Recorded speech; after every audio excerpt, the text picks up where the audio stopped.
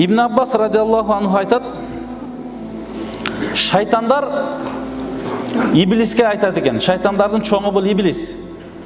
Иблиске айтат экен: эмне үчүн сиз дейт экен, бир алым дүйнөдөн өтсө аябай кубанасыз дагы, ал эми аябай мечиттерге келип түндөрү тахаджжуд окуп ибадат кылган абиттер дейт. Ибадат кылгандар өлгөн болсо эч качан кайгырбайсыз, сүйүнбөйсүз дейт экен. Ошондо иблис айтат экен, жүргүлө мени менен деп ээрчитип алып, бир ибадат кылган адамга барат дейт. Андан сурайт дейт. Бир суроо сурайлы: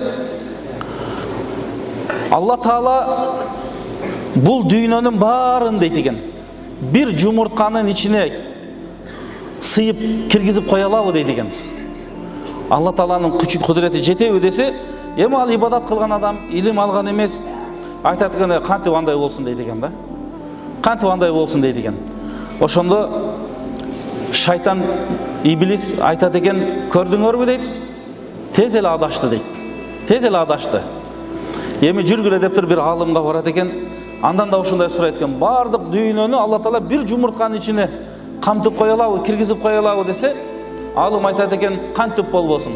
Алла Таала Куранда күн фаякун, бол десе болуп кала турган Алла Тааланын кудурети бар.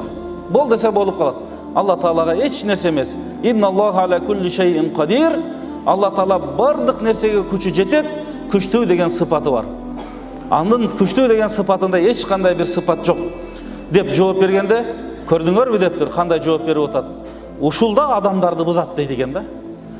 Ушул алымдарды угуп, адамдар биздин сөзүбүздү укпай калат. Ошондуктан мен алымдын өткөнүнө аябай кубанам дейт экен да. Жер бетинен өтүп кетсе кубанам дейт экен. Алымдарыбыз айтат, ошондуктан эгер силер жашооңарда дайыма колуңардан келсе алым болгула дейт. Илим алып. Алга дагы мүмкүнчүлүк болбосо мутааллим, ошол илимди үйрөнүүчү болгула дейт. Өзүңөр ала аласыңар барып, угуп, китептерди сатып алып, окуп. Ага дагы мүмкүнчүлүгүңөр болбосо тиричилик башка деп, анда мустами болгула дейт. Угуучу болгула дейт, жакшы угуучу болгула. Ага дагы мүмкүнчүлүк болбосо, силер дайыма алымдарды, шарият илимин сүйүүчү, жакшы көргөндөрдөн болгула, бешинчиси болбогула дейт.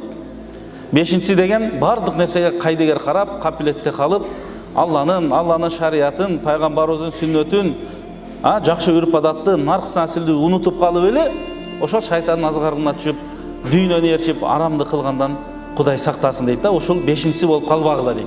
Жок дегенде мына ушул алым же үйрөнүүчү, же угуучу, же аларды жакшы көрүүчү болгула деген насаатын айтат экен.